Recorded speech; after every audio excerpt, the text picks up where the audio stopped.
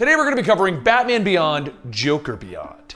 Batman Beyond has been a great series since the rebirth reintroduction of the character of Terry McGinnis and the entire Batman Beyond family, and everything that happens with that. We've gotten a lot of new characters, and the return of old characters, like getting to see more of Barbara Gordon. We've gotten to see Batwoman Beyond. We've gotten Robin Beyond. And now it's time to find out what has been going on with the Joker. Because if you remember the very first Batman Beyond Rebirth storyline, they thought the Joker was back, and then we discovered he actually was. So what is the actual Joker's real plan? Well, today, you're going to find out. And if you're wondering where you are, this is the Comicstorian channel, where we take some of your favorite lore within video games, comic books, and movies, and we break them down into digestible bites, turning them into an audio drama to allow you to learn this lore on your own free time. And today's video is also brought to you by ExpressVPN. Today's video is sponsored by ExpressVPN. Do you find yourself shopping online as frequently as I do? Well, doing so without a VPN is putting your personal information in danger. If a hacker steals your information, they could open up bank accounts in your name, access your emails, or even your social media, all because you didn't have ExpressVPN protection. ExpressVPN is the fastest VPN service out there, and it has server locations in 94 countries. ExpressVPN is easy to use with just one click and has apps for every device. TechRadar rated ExpressVPN as the #1 VPN service. ExpressVPN costs less than $7 a month, and it comes with a 30-day money-back guarantee. I use it whenever I shop online and I want my information as secure as possible. Take back your internet privacy today and find out how you can get 3 months free by clicking the link in the description box. expressvpn.com/complete story. expressvpn.com/complete story. COMPLETESTORY. Take back your privacy today with ExpressVPN. As the sun rises over Neo Gotham, Terry McGinnis and his brother Matt, the new Robin, head out after receiving a call from Commissioner Gordon about a murder. When the two touch down, Terry asks what is the situation, and Barbara tells him something out of the norm, even for Gotham. Terry says it's hard to surprise him with all that he's seen, and as the two step into the old home, Barbara asks if he's sure about this. In a pile in the middle of the room, 3 dregs from the Joker gang lay cuffed dead with the words, "They deserved this," written on them. Not wanting his little brother to see this, Terry tells Matt to wait outside and make sure they have another set of eyes to watch the perimeter. As Matt leaves, Barbara Gordon then says that she really doesn't approve of this. He's too young to be a Robin. But these would be the 22nd, 3rd, and 4th Jokers to be killed this month viciously. Terry asks, "There's been more?" And Barbara says, "Yeah, just as grisly and violent. There's no definitive evidence yet, but they think it's all tied together." On a different note, though, she's going to assume that she'll see them at the ceremony. Terry and Matt take off, and Terry tells her, unless something comes up. So Barbara says that this is her something for the night. If she can't make it, give her regards to the boss. A short while later, at the newly built Wayne Family Center of Tomorrow, press gather around the monumental building's grand opening. Matt quietly tells Terry that they should be out there looking for whoever whacked those Jokers, but Terry then says they need to be here for this. This is a big event for Bruce. This building is his legacy, a testament to all that he's done, both with and without the cape. A few moments later, Bruce's airship lands and Bruce steps out, asking, "What's the latest on the dead Jokers?" Terry explains what Barbara told him, and Bruce asks, "Why all this? Some insider out for revenge? A twisted vigilante who thinks that he's doing the city a favor?" As Bruce turns, he sees someone and says, "There, our group is now complete." Dick Grayson, the now mayor of Bloodhaven, along with his daughter Elena, step off the train with Bruce greeting them, asking, "How long's it been, Dick?" Dick tells him, "Not since Elena got out of the service. But, could I talk to you privately for a moment, Bruce?" As everyone begins to head inside, Dick whispers that he's heard rumors of there being a new Robin. When is Bruce going to give it all up? Bruce tells him Matt's good, talented, he'll be fine. And once everyone's ready, Lucius Fox takes the podium, welcoming everyone here with them today. He tells the crowds that the Waynes have been the cornerstone of Gotham since the beginning. Bruce Wayne has generously given Neo Gotham the deed to this advanced building, and with all of the latest technology to the city as a way to usher in this great new age. But before he drones on too long, please allow him to introduce the man of the hour, Bruce Wayne. The crowd claps and Bruce clears his throat as he takes the mic, telling everyone that from the beginning, my family has always been here. Generations of Waynes have helped build this town along with all of the other hard-working families. And that is why I would like to give this state-of-the-art building to Gotham. It will house Neo-Gotham's civic offices and those who work to make life better for all of you. As Bruce goes on, a man with a purple coat scoffs and leaves as he lowers his hat. However, as Bruce wraps up his speech back down on the street levels, Barbara is brought to Ace Chemicals where the Joker's bodies were found. One of the workers finds a card on the door with the words, "No one uses my name, no one." Barbara stares at the card asking, who's using whose name here? And back up top, Bruce hands over the deed to the new building.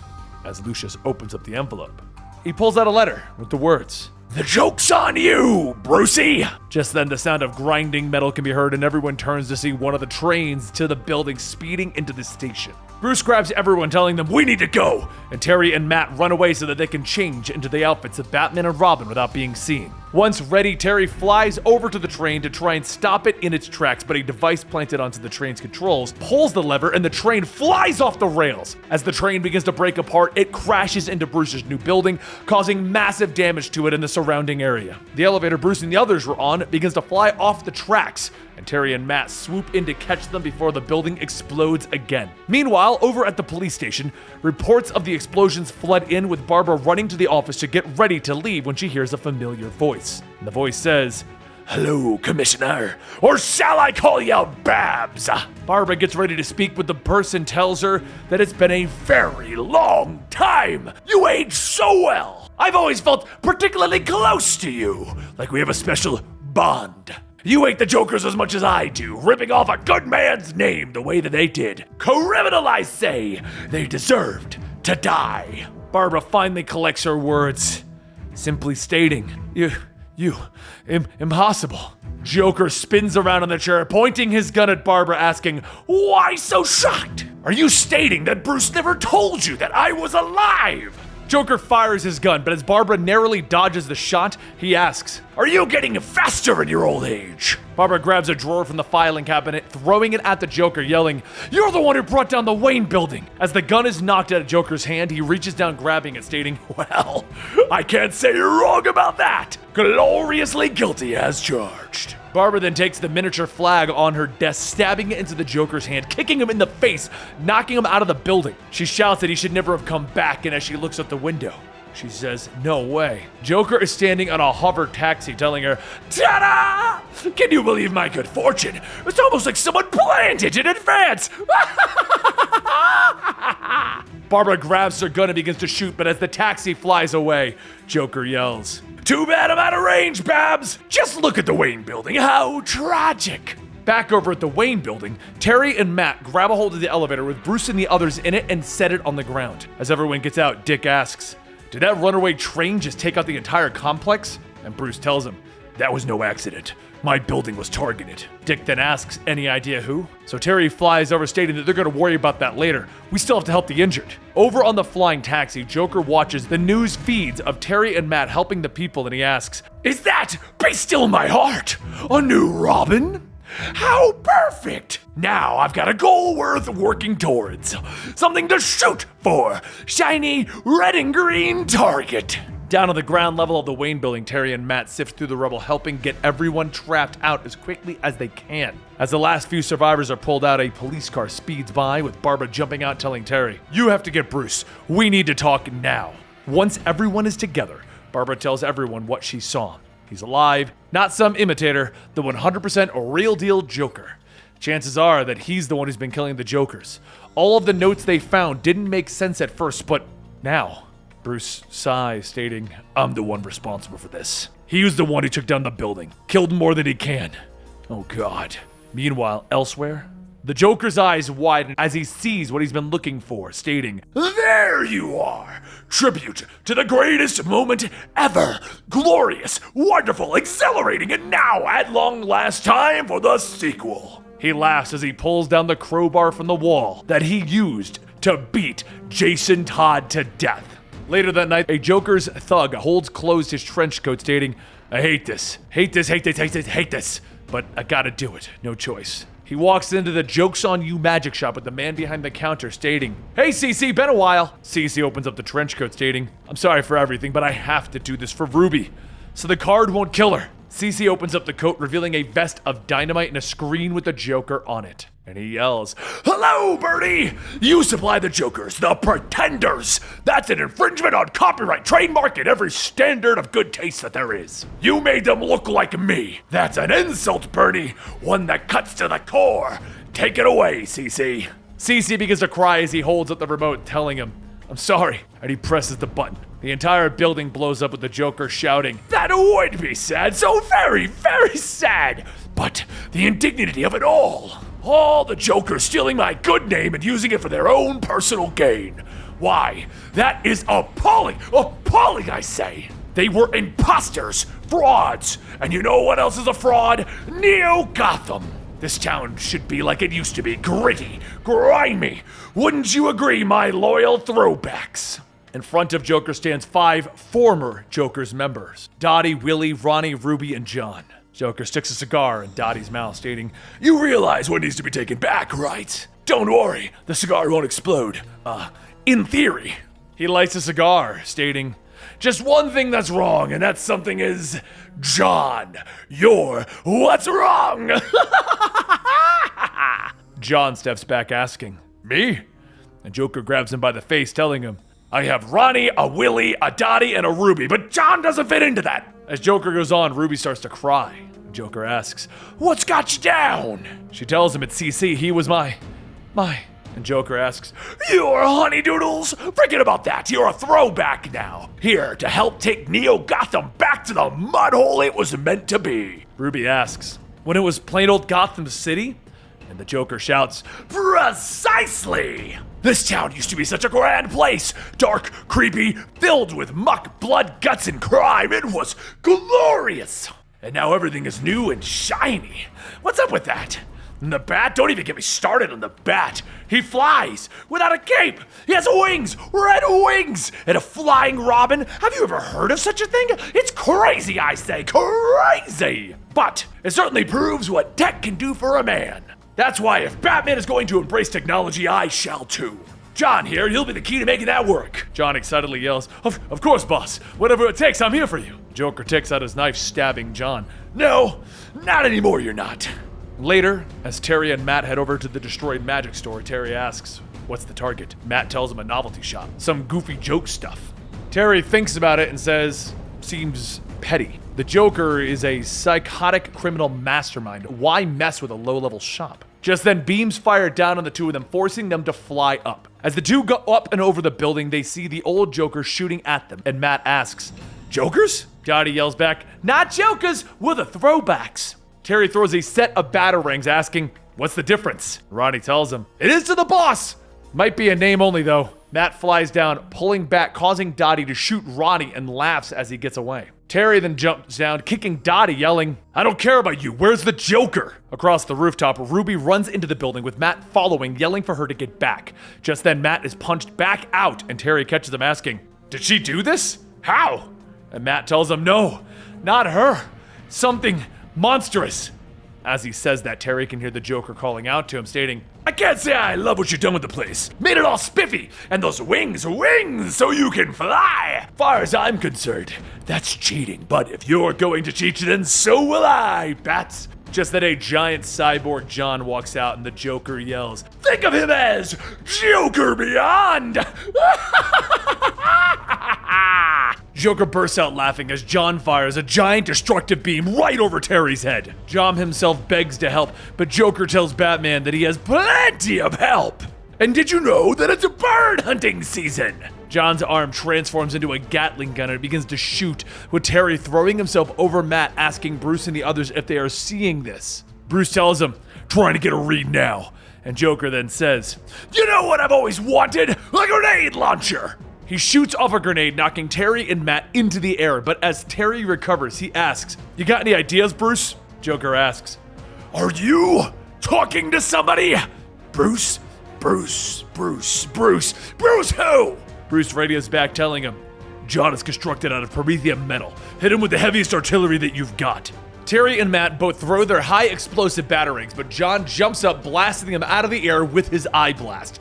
And Joker tells them, "This must be some kind of joke." John then flies through the air, shooting his laser cannon, and he tears through one of Matt's wings. Terry spins around, grabbing him, but while his back is turned, John hits him with a beam, launching him across the city. Matt radios in, stating that he can land safely. All he has to do is... But just then, Matt rockets himself into a stone wall, knocking himself out. A few seconds later, Joker reaches down, grabbing Matt, stating, "One man's trash is another man's treasure."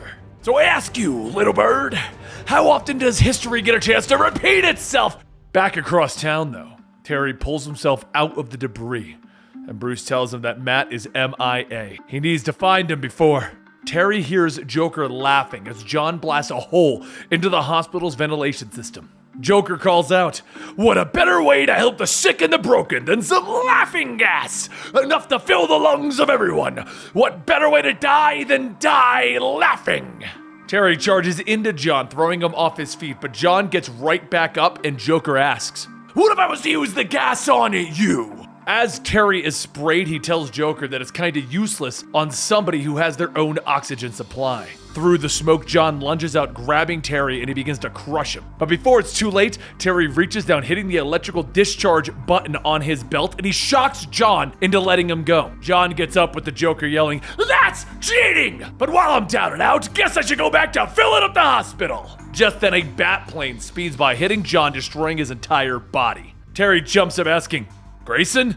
And Dick tells him, "Yeah, thought you could use a hand." As the smoke clears, Joker calls out, "You're still here?" Terry picks up the transmitter and Joker asks, "Do you think you've won?"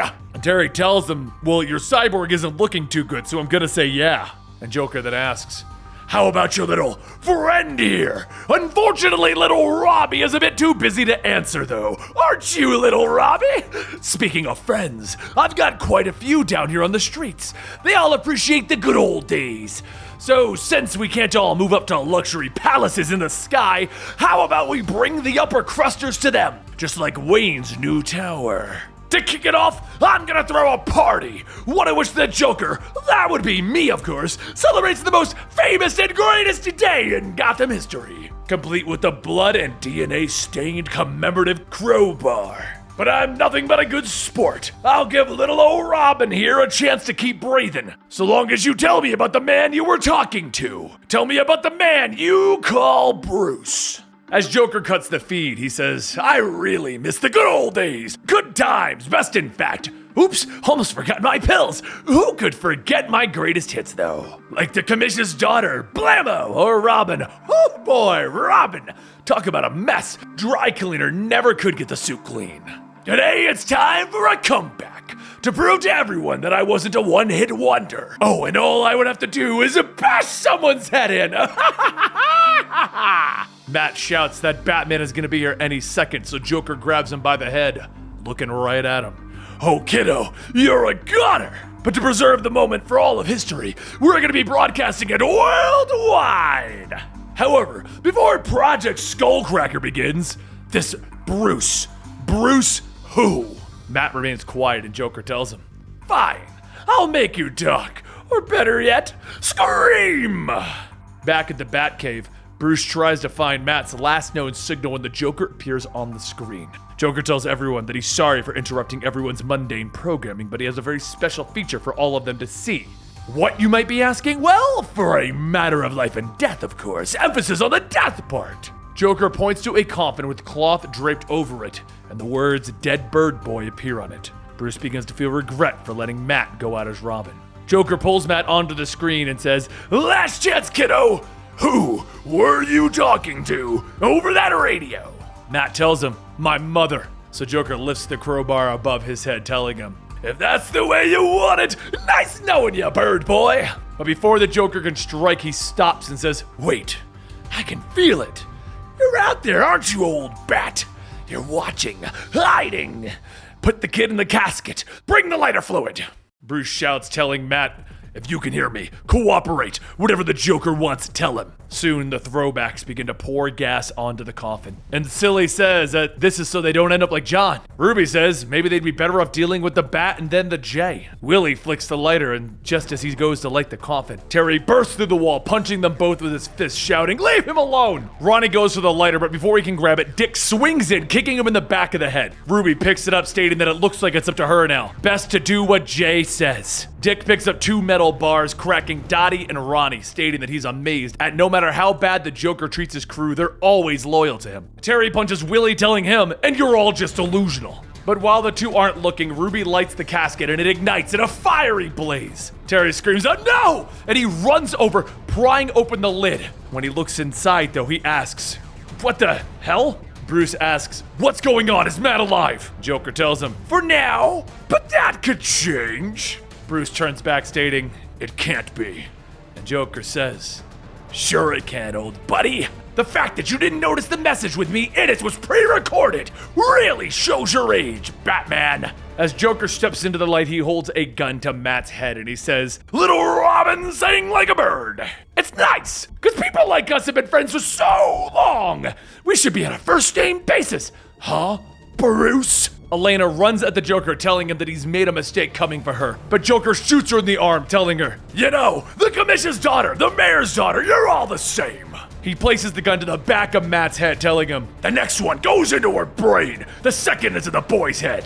And Bruce asks, "What do you want?" The Joker tells him, "I can't very well let Father Time do my work for me. I'm here to end things once and for all." Bruce says, "Have at it." And Joker throws Matt aside, yelling, "Our time together's what made life worth living for me." Joker swings the crowbar as Bruce blocks it with his cane. A second swing breaks that cane in half. Joker then cracks Bruce in the back with the crowbar and then across the face. Bruce falls down with Joker lifting it up, stating, "I almost hate to do this, but there's no way that I will let nature cheat me out of this one, you old bag."